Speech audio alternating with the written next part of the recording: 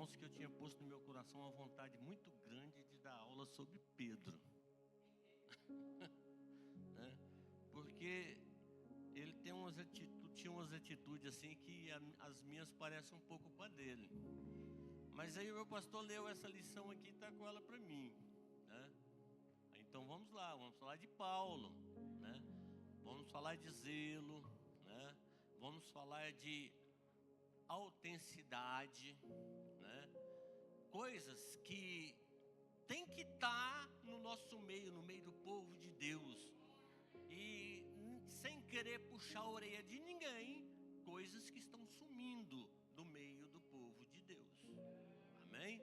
Então, a palavra que Paulo traz para nós aqui é uma palavra assim abençoada. Porque nós podemos olhar na história de Paulo que ele era um homem zeloso. Ele era zeloso pelaquilo que ele tinha aprendido no ensinamento hebraico. Ele tinha conhecido Deus através do ensinamento hebraico.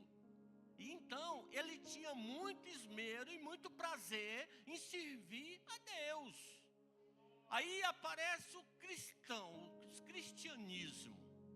E começa a falar de Jesus Cristo. E aquele homem zeloso pelas coisas de Deus, começou a entender que aquele povo estava falando mal de Deus. O entendimento dele foi esse. Aqui na revista mesmo tem um trecho que fala de terça-feira aqui, que é a oração para terça. O zelo sem entendimento é prejudicial. Mas até então Saulo não sabia que aquele zelo que ele estava tendo pelo nome de Deus era prejudicial, porque ele não tinha entendimento do que estava acontecendo.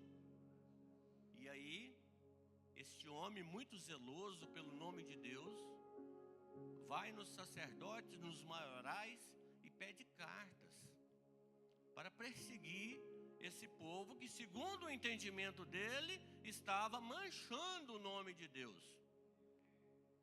E foi assim, ele foi naquela perseguição contra o povo de Deus, contra o povo que se chamava cristão, e matou a muitos. Como nós podemos ler na palavra de Deus, o próprio Estevão, eu não sei se ele jogou alguma pedra, mas ele estava lá no apedrejamento. Se ele estava lá, eu quero ver o judeu que estava no apedrejamento que não vai jogar uma pedra. Certamente ele jogou uma das pedras que atingiram a Estevão. Por quê? Porque ele ainda não tinha entendimento. E ele pega essas cartas e vai na estrada para Damasco para poder matar e prender os cristãos que estavam naquela localidade. E como nós sabemos a história, na metade do caminho, ele tem um encontro com Jesus Cristo. Na metade do caminho, ele se encontra com Jesus Cristo, e ali ele cai do cavalo. Ali é a queda que parou Saulo. Daquele momento ali para frente, eu até escrevi um negócio aqui que eu achei interessante, que a queda de Paulo foi o fim de uma crença. Ele, como hebreu, ele tinha uma crença. Como nós, antes de nós estarmos na presença do Senhor, nós críamos em alguma coisa. Muitos eram católicos, alguns eram macumbeiros, outros eram espíritas, mas nós críamos em alguma coisa. Paulo também tinha sua crença. E ele caiu do cavalo, foi a queda da crença. Quando ele se levantou, ele se tornou uma bênção. Quantos de nós podemos dizer que um dia nós caímos da crença que nós vivíamos e nos levantamos para fazer a obra de Deus com verdade, coragem e zelo? Quantas vezes nós podemos falar? Quantas pessoas nós podemos colocar para dar testemunho que teve um encontro verdadeiro com Jesus Cristo e a sua vida foi modificada e transformada? Foi o caso desse homem, Saulo de Tarso. Ele teve um encontro com Jesus Cristo e teve a sua vida modificada. Eu quero destacar aqui significado de duas palavras: o significado de autenticidade e o significado de zelo, que nós temos que compreender para nós sabermos por que Saulo chegou ao ponto onde chegou. A autenticidade é a qualidade de quem é verdadeiro, genuíno, original e legítimo. Isto é a autenticidade. Agora zelo está aí na revista. Quem leu a revista, assim, por sinal? Levanta sua mão, só quem leu. Olha só, já está começando a melhorar, pastor. Teve uma vez que eu levantei a mão sozinho, né? Está começando a melhorar. Na palavra-chave da lição, está aí falando o que significa zelo. Zelo significa virtude mediante a qual o cristão demonstra esmero e apreço pelo que é reto. Como que eu demonstro essas qualidades aqui pelo que é reto? Pela palavra de Deus, obedecendo aquilo que Jesus Cristo nos entregou, obedecendo a Ele. E Saulo de Tarso, depois se tornou Paulo, foi o homem que mais abriu igrejas na face da terra. Escreveu 13 cartas para as igrejas e fez uma obra maravilhosa. Mas ele começou desta maneira, como nós todos que estamos aqui um dia começamos, caindo do cavalo, caindo na realidade que nós estávamos errados e passando a caminhar um caminho novo e reto pelo entendimento para servir a Deus. Pelo entendimento. O segundo ponto dessa revista aqui, ela é um ponto muito controverso, que eu até falei assim, o pastor passou essa lição para mim por causa do segundo ponto. Ele falou assim, ele vai apanhar hoje na igreja. Mas eu vou dizer uma coisa para vocês, eu não vou apanhar aqui hoje na igreja. Não vou, porque é a palavra de Deus que está falando. E pela palavra de Deus, nós podemos passar por tudo, porque Ele é mais que vitorioso em nossa vida. Amém? Primeiro ponto, uma breve biografia de Paulo. Paulo nasceu em Tarso, na Sicília, costa sul da atual Turquia.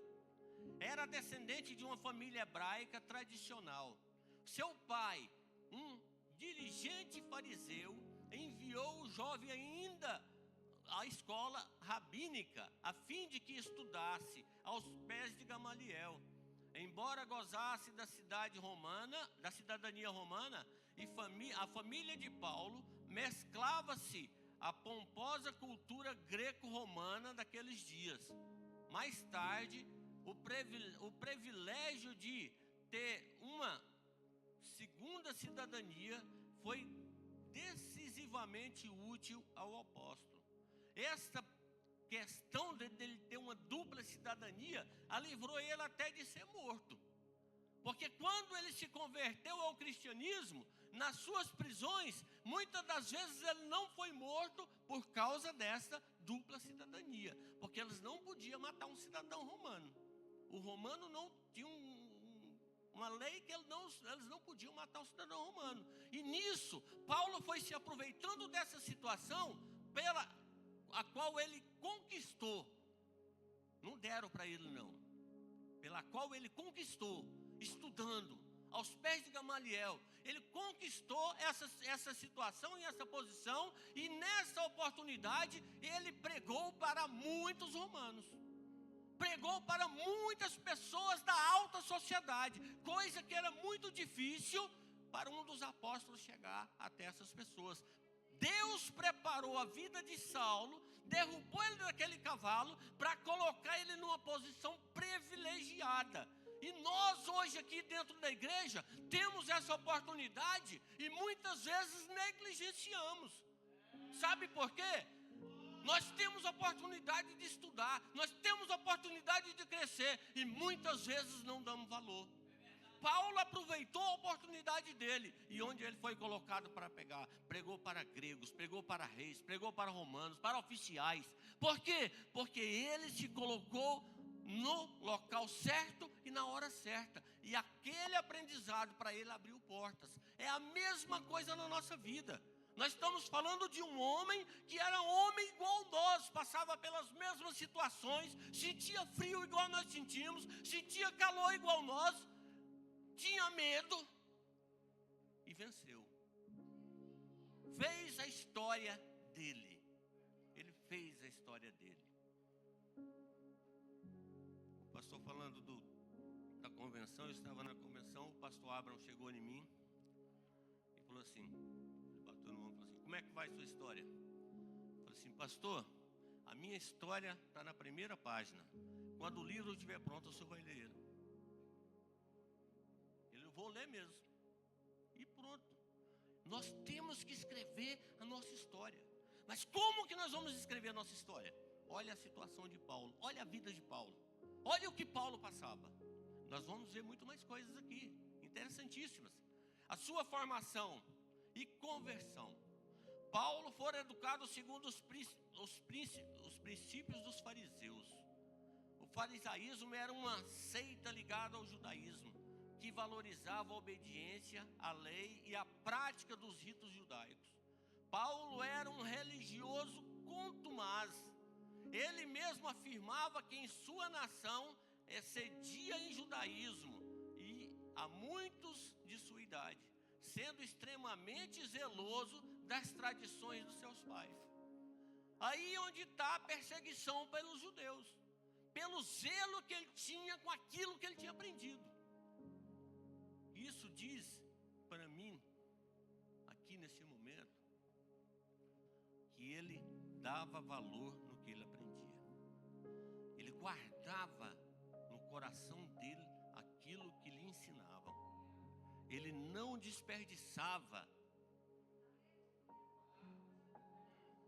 Ele não desperdiçava a oportunidade. Em razão deste zelo, o apóstolo, que nessa época chamava-se Saulo, empreendeu uma longa viagem com o intuito de perseguir discípulos de Jesus. Porém, quando ia em direção a Damasco, foi surpreendido pelo próprio Jesus.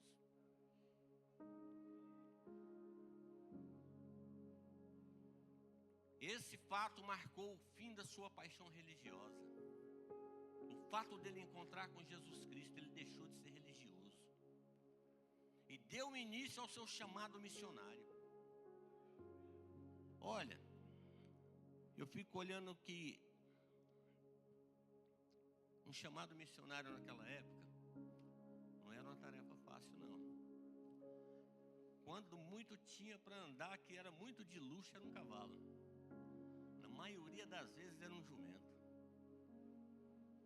E na maioria de todas as vezes era a pé. Paulo rodou aquele mundo que nós vemos na Bíblia todo a pé.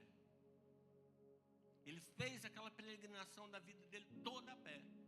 E eu fiquei olhando, por que Paulo passou muitas vezes por prisões? Por que Deus permitia muitas vezes Paulo ser preso? Sabe o que Deus me falou, pastor Marcelo? Ele tinha que fazer muitas coisas. Tinha as igrejas que ele tinha que tomar conta. E ele tinha que escrever as suas cartas. Ele tinha tempo. Nós olhamos na história de Paulo, Paulo não tinha tempo nem para dormir direito. Era perseguido, tinha que estar em oração, tinha que estar acompanhando, tinha que estar fazendo tudo ali para a igreja que estava em fase de primeiro crescimento.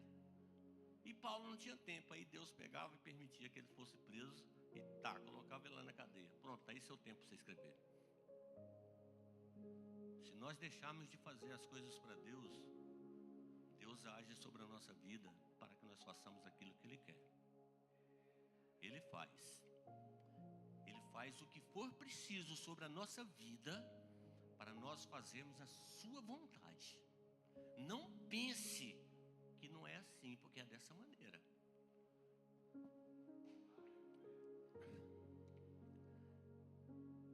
Agora nós vamos entrar num ponto interessante. O segundo ponto, o zelo apostólico de Paulo. Eu peço para o irmão colocar aí no telão para nós 1 Timóteo capítulo 2, versículo 9, nós vamos ler até o 15.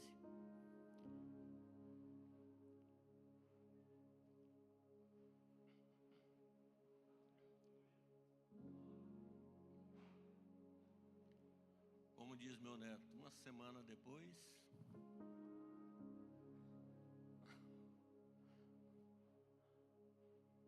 pelo que sofro, depois de 2 Timóteo, é 1 Timóteo.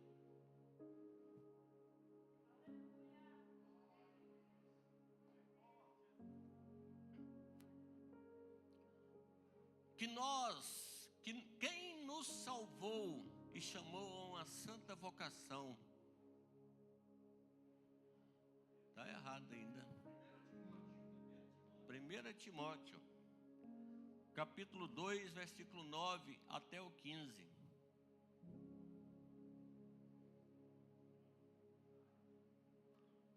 Passa mais um, aí. Que do mesmo modo, as mulheres se ataviem em traje honesto, com pudor e modéstia, não com tranças, ou com ouro, ou com pérolas, ou vestidos preciosos, mas como convém às mulheres que fazem profissão de servir a Deus com boas obras. A mulher aprenda em silêncio com toda sujeição. Não permito, porém, que a mulher ensine, nem use de autoridade sobre o marido, mas que esteja em silêncio. Porque primeiro foi formado Adão e depois Eva. E Adão não foi enganado, mas a mulher, sendo enganada, caiu em transgressão. Salvar-se-á, porém, dando à luz a filhos, se permanecer com modéstia na fé, no amor e na santificação. Eu estava lendo esse versículo e eu fui pesquisar o porquê que Paulo falou essas palavras se referindo para as mulheres. O que Paulo estava querendo dizer? Na época, as mulheres de Éfeso, por influência do pensamento pagão que permeava a cultura helênica daqueles dias, tornaram-se pessoas autoritárias. Daquela época de Paulo, quando ele escreveu essa passagem, as mulheres, por causa do costume do povo naquela época, passaram a se tornar mulheres autoritárias e tiranas. A sociedade grega vivia, em termos práticos, sobre um regime matriarcal. Quem mandava na casa não era o homem, era a mulher. A mulher que ditava a ordem, a mulher que mandava.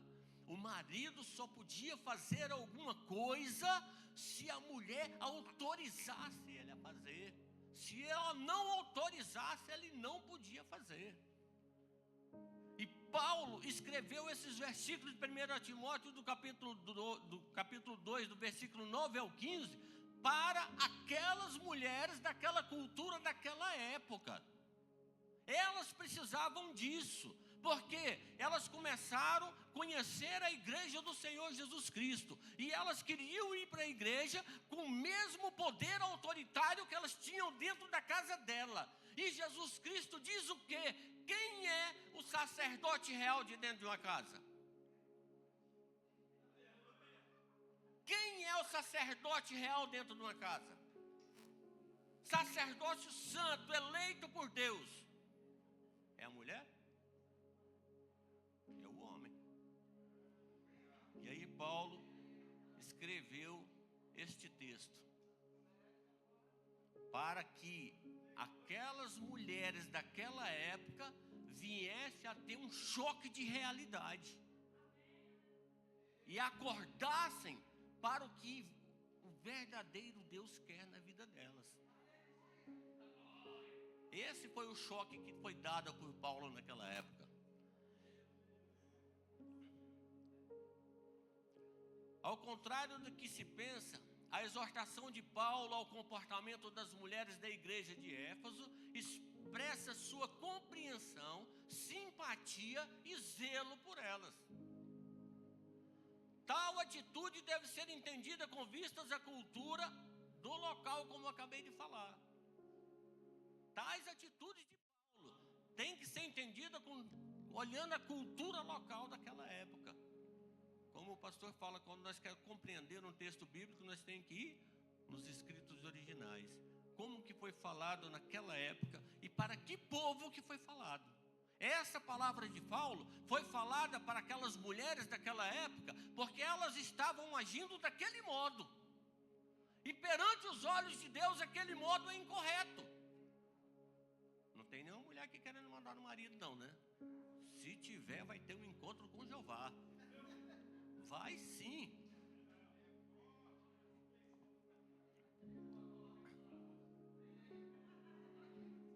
Naquela comunidade havia mulheres praticantes de ensinamentos supersticiosos. Por isso deveriam ser proibidas de ensinar na igreja. Como que uma mulher que não tem o respeito devido pelo marido dentro da sua casa pode chegar na casa de Deus e pregar a palavra? Se ela não obedece a palavra de Deus. Isso que o apóstolo Paulo estava dizendo aqui. Mas serve para nós nos dias de hoje. Eu vou usar um exemplo aqui, eu vou usar eu e minha mulher como exemplo. Vou dar um exemplo aqui bem claro para os irmãos. A minha mulher, eu sou evangelista, e a minha mulher vai ir consagrada pastora. O pastor está acima do evangelista. Aí nós chegamos em casa, na primeira discussão que nós temos, ela fala assim: você tem que me obedecer que eu sou pastora. O que eu tenho que falar para ela? E eu sou sacerdote santo, eleito por Deus. É assim que tem que ser. Autoridade dada por Deus. Autoridade dada por Deus para o homem. Deus mandou que a mulher respeitasse, honrasse e ajudasse o seu marido. E o que ela falou para o homem? Amar a sua esposa como Jesus Cristo amou a igreja. O amor de Jesus Cristo pela igreja, Ele deu a vida pela igreja. Pois é, marido, você tem que dar a vida pela sua esposa. Tem que dar a vida por ela.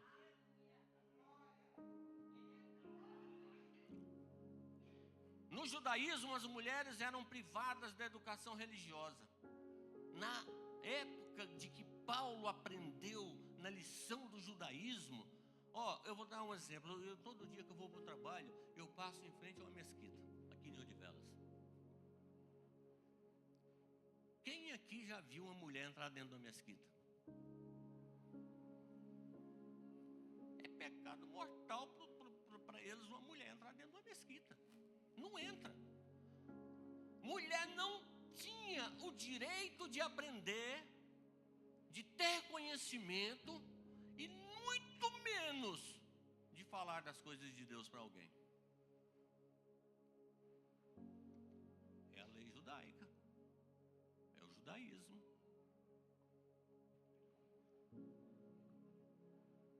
Agora no cristianismo, Paulo recomenda que sejam instruídas na fé. Está lá em 1 Timóteo capítulo 2, versículo 11. Ele recomenda que as mulheres sejam instruídas. O que é ser instruída?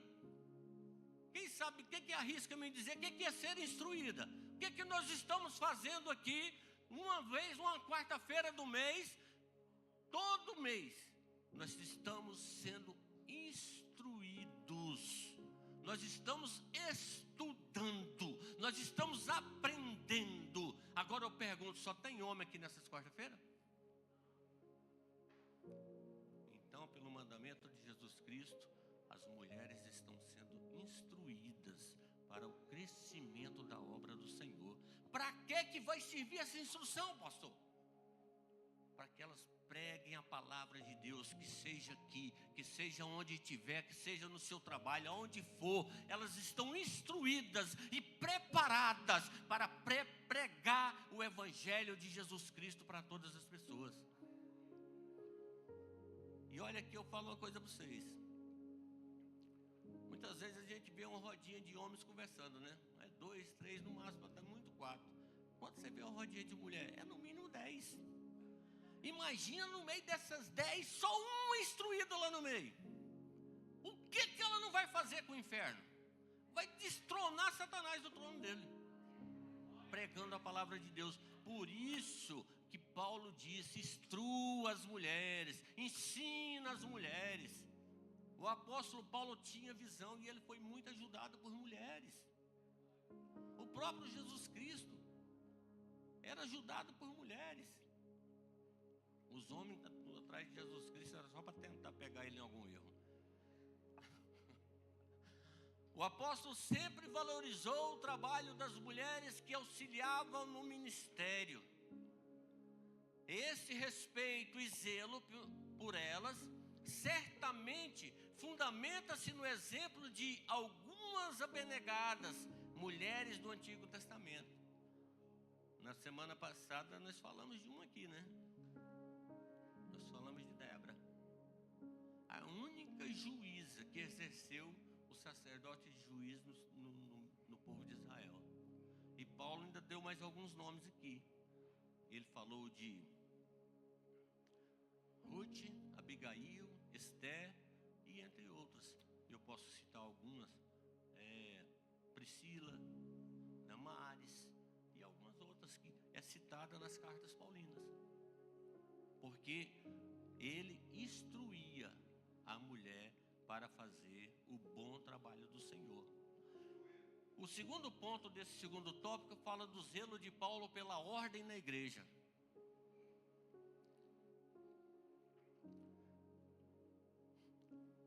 Paulo deixaria Tito na igreja de Creta, para que cuidasse das questões éticas e administrativas da comunidade.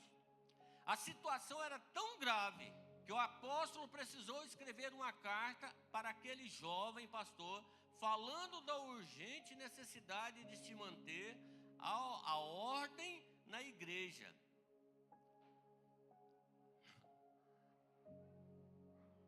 Tais instruções são suficientes para equipar qualquer pessoa que pretenda enganjar-se no ministério pastoral.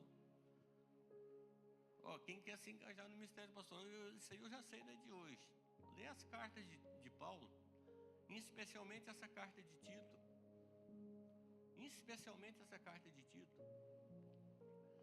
Se os conselhos de Paulo a Tito fossem observados por todas as igrejas, não haveria tantos problemas na condução do rebanho do Senhor. Não haveria tantos escândalos pela má conduta dos que se dizem chamados para o ministério, mas infelizmente não são qualificados. O que adianta, meu irmão, eu ser chamado? Eu recebi um chamado de Deus. Eu não me lembro agora, o Patrick vai me lembrar. Quantos anos que Paulo ficou estudando depois que ele foi chamado?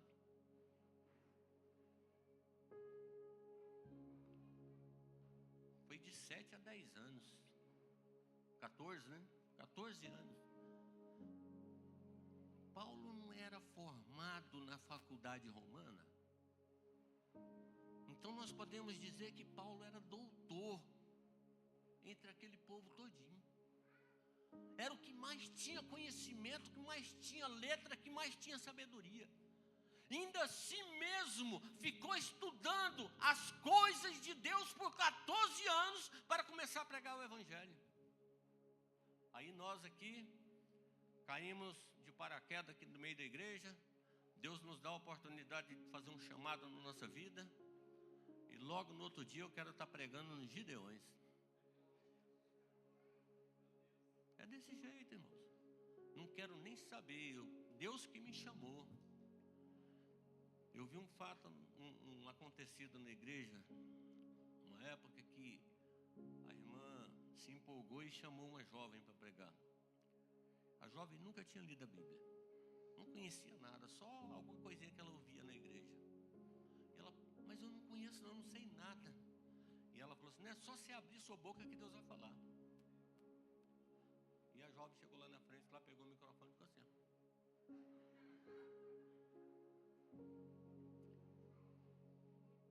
Quando nós recebemos um chamado de Deus, é a mesma coisa que Deus está dizendo assim, vai te capacitar, vai te preparar, vai aprender, vai estudar. O pastor Luiz da Videira lá em Goiânia, ele tinha um programa na rádio e ele sempre fazia, as pessoas ligavam para pedir oração, para fazer alguma pergunta. E um irmão ligou, eu estava até ouvindo no rádio na hora, o irmão ligou e falou assim, não, irmão, eu quero que Deus dê sobre a minha vida a mesma unção e a mesma sabedoria que o Senhor tem. E ele falou assim, irmão, uma das coisas nós resolvemos agora. Nós fazemos uma oração aqui agora para Deus derramar sobre a sua vida a mesma unção que Ele derramou sobre a minha. Mas a sabedoria você vai ter que estudar 20 anos na faculdade igual eu estudei. Como é que eu quero sabedoria se eu não busco? Deus me deu o chamado, Deus me deu o propósito para me seguir, um norte para me encaminhar, e eu não me preparo para caminhar sobre ele.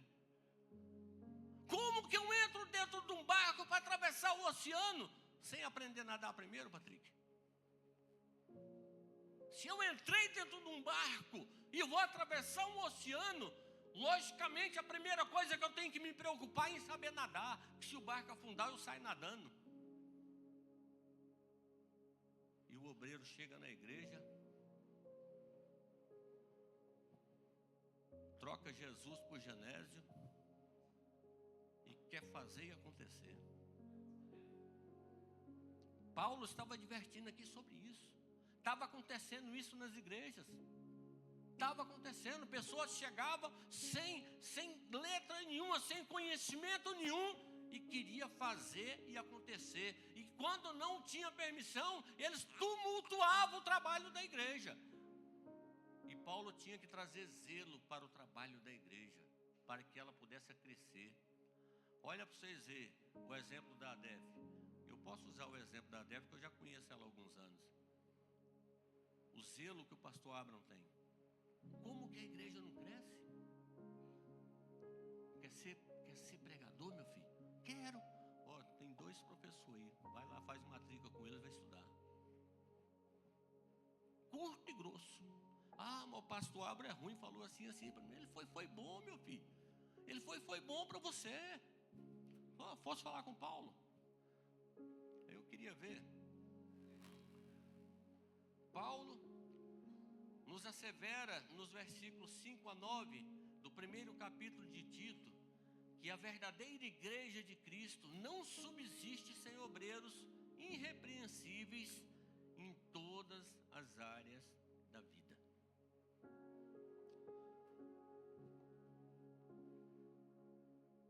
Nós temos que ser irrepreensíveis como obreiros. O que é ser irrepreensível? É estar qualificado para todo tipo de trabalho. Não é ser obreiro aqui dentro da igreja e lá fora ser uma coisa qualquer, não. Ou usar aquele exemplo de muitos, ainda teve alguns que teve até coragem de falar dentro da igreja: faço o que eu falo, mas não faço o que eu faço. Ser exemplo é na vida toda. Sabe o que o menino chegou no pastor um dia e falou para o pastor? Pastor, o que foi, meu filho? Deixa nós morar aqui na igreja. Aí o pastor falou assim: por que, meu filho? Por que você quer morar aqui na igreja? Porque aqui meu pai é tão bonzinho.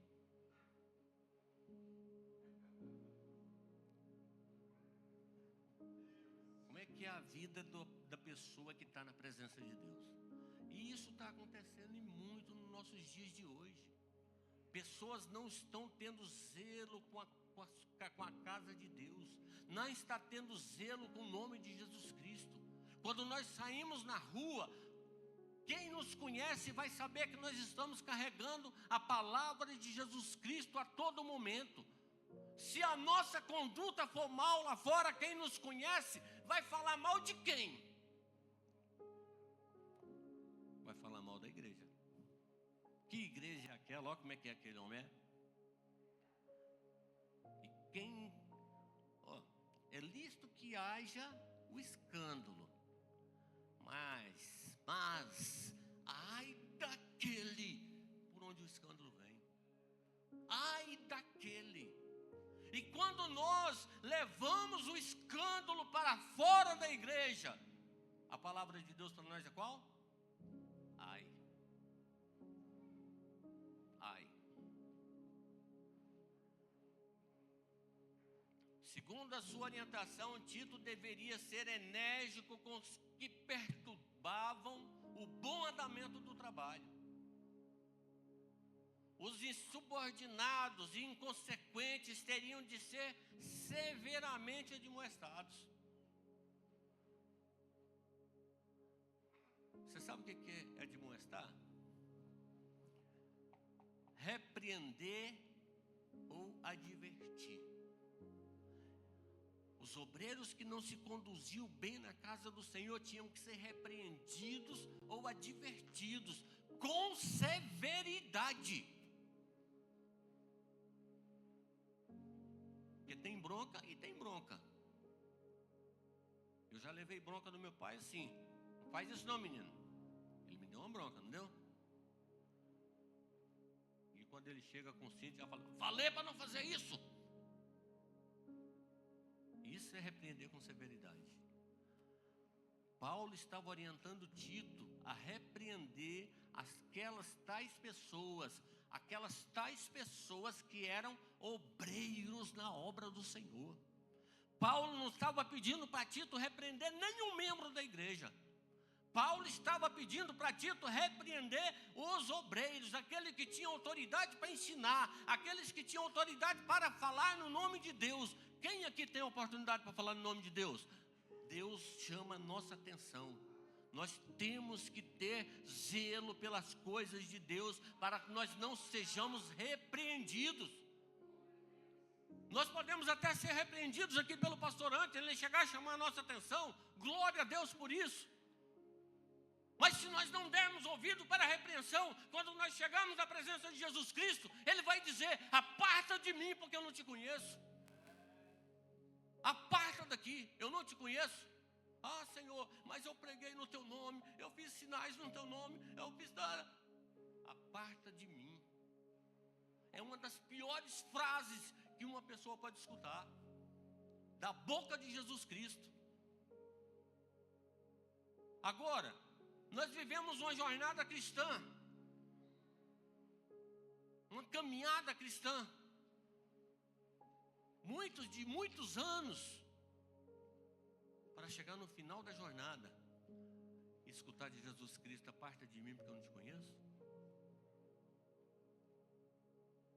Só porque nós não quisemos ter zelo pelas coisas de Deus, pelaquilo que nós falamos no nome do Senhor.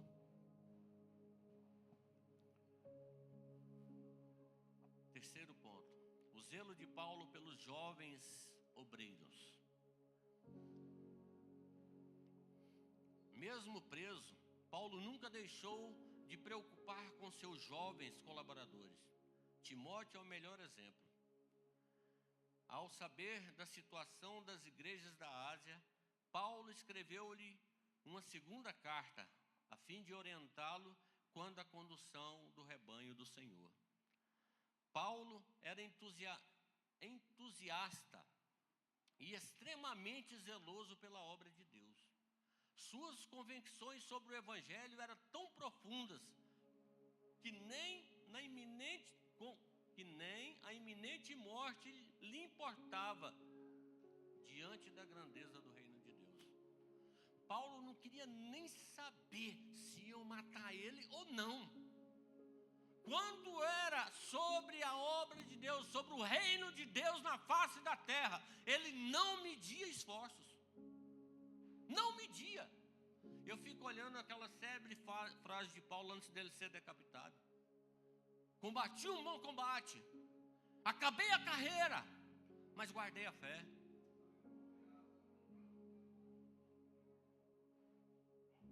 Paulo era obreiro, missionário, fazia missões na face da terra, pregava a palavra do Senhor, pregava o nome de Jesus Cristo, pregava o reino de Deus. É a mesma função que foi dada para nós aqui nesse lugar, pregar o reino de Deus, mas com zelo e com entendimento. O entendimento nós temos que buscar, o zelo nós temos que aprender.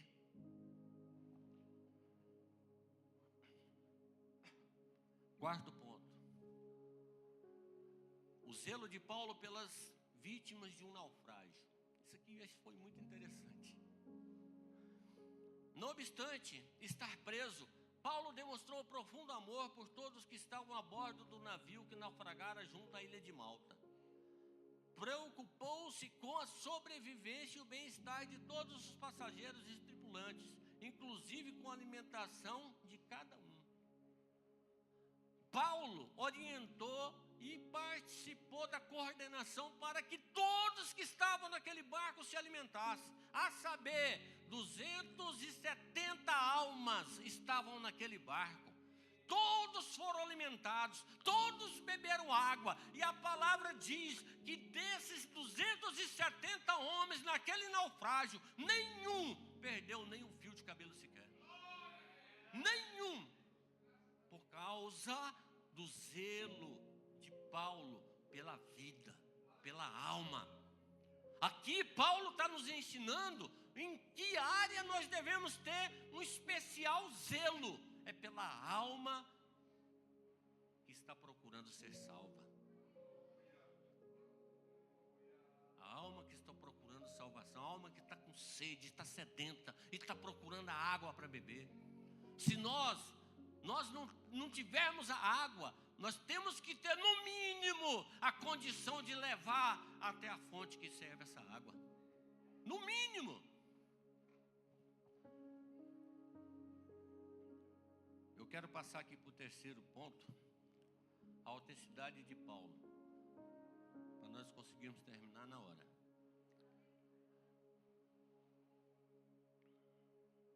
Autenticidade na conduta. O modo como Paulo dirigiu-se aos Tessalonicenses demonstra sua autenticidade de caráter. Sua linguagem e afirmações pessoais denotam a ausência de cobiça, vaidade ou interesses espúrios. Paulo, se fosse olhar para uma visão gananciosa, ele tinha tudo para ganhar dinheiro com aquele trabalho. Paulo não pedia nada para ninguém. Pelo contrário, ele trabalhava para tirar o sustento dele. Quantos e quantos hoje, que para deslocar o pezinho dele para pregar a palavra de Deus para uma vida, cobra o olho da cara. Quantos e quantos hoje que saem para pregar, se ele chegar lá na igreja e tiver menos de 200 pessoas, ele não prega a mesma mensagem que ele levou. Ele traz uma outra mensagem bem mais simples. A mensagem não é de Deus. Obreiro, quando você for trazer a palavra do Senhor, traga ela com toda a sua força, com todo o seu entendimento, mesmo que só tenha 2 pessoas sentadas aqui na igreja. A palavra é de Deus, não é sua. Ela veio até você para ser transmitida. Agora, se a palavra de Deus vem até nós e nós a seguramos, nós estamos fechando a boca de quem? Teve um sábado, estava tendo a convenção, o Marcos estava aqui, a irmã Neide, minha esposa. A lição durou 1 hora e 10 minutos, não foi? 1 hora e 10 minutos. Aí fala assim, um podia chegar e falar assim, mas só tinha esse tantinho de gente, por que você não resumiu a lição? Porque a lição era essa. A lição era essa. Nós somos obreiros na casa do Senhor. Nós não estamos aqui para fazer graça e nem para brincar. Nós estamos aqui porque fomos incumbidos por Deus para fazer um ministério a qual Paulo mostra com a vida dele a eficácia de ser fiel ao ministério de Deus. Assim nós temos que ser. A despeito de sua missão apostólica ser um legado divino, Paulo nunca quis usufruir dos privilégios que essa função poderia lhe proporcionar. Nunca. Eu só vou pregar lá no Montijo se eu tiver um carro novo. Mas eu tenho um carro novo, eu só vou pregar em tal lugar se eu conseguir comprar um fato novo. E o que Deus quer saber com o que você tem ou deixa de ter? Que nem a palavra você tem, é Ele que vai te dar.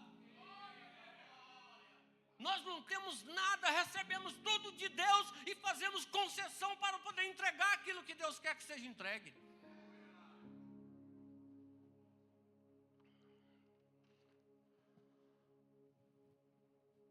Não encontramos no Novo Testamento qualquer atitude ou expressão que macule o caráter de Paulo, ou enfraqueça o seu vigoroso ministério. Ao contrário, o próprio apóstolo fez questão de apontar suas fraquezas e temores. Era autêntico, pois falava do que realmente vivia, reconhecendo suas limitações. Jamais perdeu a autoridade apostólica. Sabe onde está a autoridade apostólica? Quando você tem uma vida com Deus verdadeiro e você abre a boca e fala e aquilo acontece.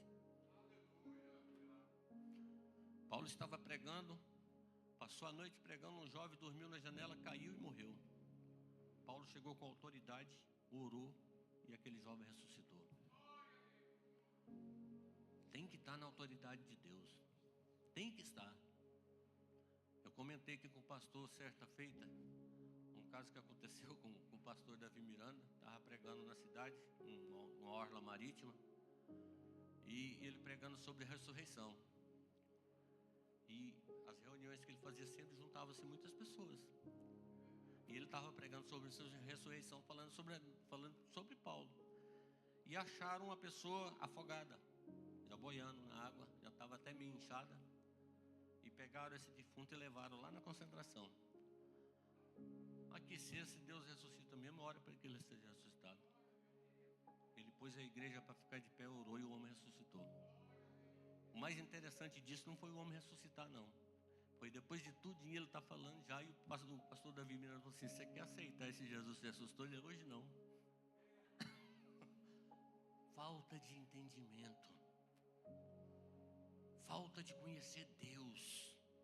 Mas nós que conhecemos Deus, muitas vezes nós temos que usar a nossa fé para que a vida que você está orando seja abençoada, porque aquela vida está recebendo oração, está buscando uma bênção de Deus, mas não acredita, e Deus usa a nossa fé para abençoar aquela pessoa que não crê, um incrédulo, para que o nome dele seja engrandecido.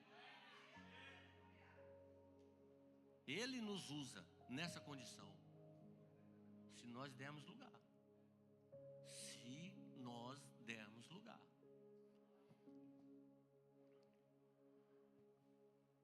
Autenticidade nas convicções. Certa ocasião, o apóstolo Paulo, com receio dos judaizantes, o apóstolo Pedro, com receio dos judaizantes, afastou-se dos cristãos gentios com quem vinha mantendo uma estreita comunhão. É claro que essa atitude não condizia com o que pensava, pois havia recebido do Senhor uma revelação especial sobre o plano de Deus para os gentios. E isso fez com que Paulo repreendesse a Pedro energicamente. O apóstolo Paulo repreendeu a Pedro com muita autoridade,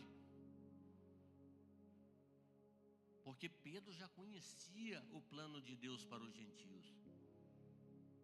Olha, nós estamos aqui hoje por causa de Jesus Cristo. Ele mesmo disse na sua oração: Pai, Os que tu me destes não me quiseram. Mas eu te falo, Pai, que todo aquele que vier até mim, de maneira nenhuma lançarei fora. Aí Jesus morre, ressuscita, vai para o céu. Vem Pedro pregando, salvando e convertendo milhares e milhares de almas. E vem Jesus, pega Saulo e transforma ele num pregador para os gentios. Mas como que ele ia colocar os gentios para ser considerados filhos de Deus? Tinha que ser através de Pedro. E houve uma reunião, não lembro qual foi o nome, mas me fugiu, que ia estar Paulo e ia estar Pedro. Só que Pedro pregando a circuncisão e Paulo pregando a incircuncisão. E o povo ficou sabendo dessa divisão de pensamento. E todo mundo se reuniu naquela reunião. Para quê? Para ver a palavra de Deus? Não, para ver uma briga. Para ver uma briga, o debate, a briga dos dois. Só que não houve debate nenhum. Qual dos dois estava errado? Pedro ou Paulo? Nenhum. Porque Pedro pregava para os judeus e Paulo pregava para os gentios. Aí nessa reunião foi decidido que todo aquele que quisesse ser filho de Deus por adoção tinha que fazer um ato de confissão pública. É o que nós usamos até nos dias de hoje. O ato de confissão pública. Mas Pedro foi repreendido. Está lá em Gálatas capítulo 7, versículo 12. Em nenhum momento o apóstolo dos gentios deixou de ser autêntico e obediente ao seu chamado. Olha, o velho homem sempre chama para trás. Sempre chama. Eu digo para os irmãos porque eu fui fumante por 20 e tal anos. Até hoje tem dia que a minha carne fala assim, ó, fuma um cigarro. Fala, pastor. Vem aquele negócio. A gente tem que ser forte.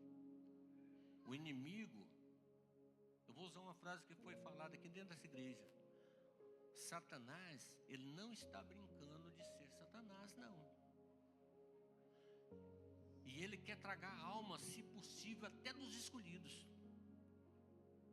Por que nós temos que ter zelo e conhecimento e entendimento na palavra do Senhor? Como que o diabo pode chegar a enganar um escolhido? Com a palavra de Deus. Ele não tentou enganar Jesus Cristo com a palavra de Deus. Olha o tanto que ele é audacioso. E o que nós somos perto de Jesus Cristo? No conhecimento eu posso dizer até que o que eu sou perto de muitas pessoas. Por isso que nós temos que estudar, por isso que nós temos que buscar, para que nós não venhamos a ser cilada fácil para Satanás. E não venhamos ser motivo de escândalo para ninguém. Temos em Paulo um bom exemplo da necessidade de sermos autênticos em todos os nossos relacionamentos. Olha, seja honesto em tudo que você fala, em tudo que você faz. Deus agrada. Você sendo dessa maneira, a Bíblia diz: a mão de Deus está sobre a sua vida. Está sobre a sua vida. Conclusão. A Bíblia ensina que as pessoas são mais valiosas do que os bens materiais. Ó, eu vou dar uma pausa aqui só nesse pontinho. Tem muita gente dando mais valor nos bens materiais do que na pessoa. Tem muita gente que te enxerga pelo que você tem, não pelo que você é. Cuidado com isso. Por isso os obreiros devem investir o seu tempo e força no pastoreio do rebanho de Deus. O zelo e a preocupação de Paulo pelos seus companheiros de ministério e pela conversão dos pecadores demonstram-nos o quanto os amava e os valorizava, acima da própria vida. Além disso, a vida de Paulo ensina-nos que o comportamento cristão deve estar sempre em sintonia com as suas convicções cristãs.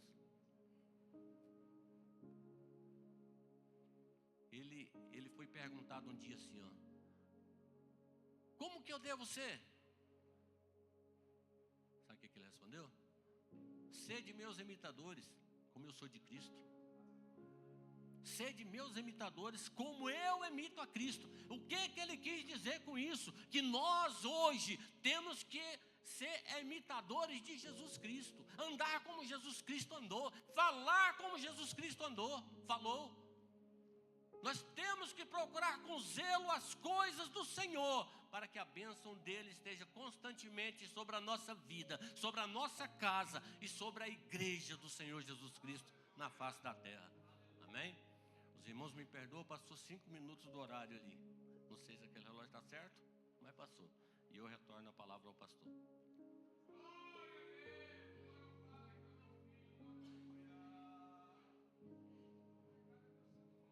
Glória a Deus, meus irmãos, aleluia, aula maravilhosa, podemos aprender muito, e não é diferente, amém? Todos que têm subido aqui, o Senhor tem usado, que Deus possa continuar falando tremendamente aos nossos corações, usando